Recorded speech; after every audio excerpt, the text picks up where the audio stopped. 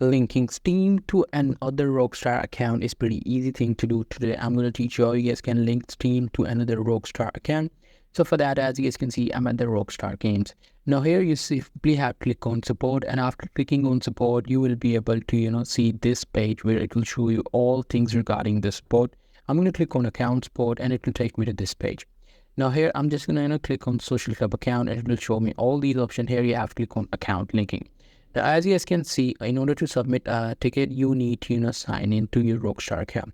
After signing into your Rockstar account, you need to submit a ticket to Rockstar that you want to remove your Steam ID, or you want them to unlink your Steam account with the Rockstar. In order to do that, you need to have your Steam ID.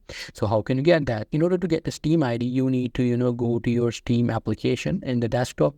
There you will be able to see an option for Steam username, and if you click on that, you'll be able to see an option for account details. You just have to click on that and you'll be able to see your Steam ID right there.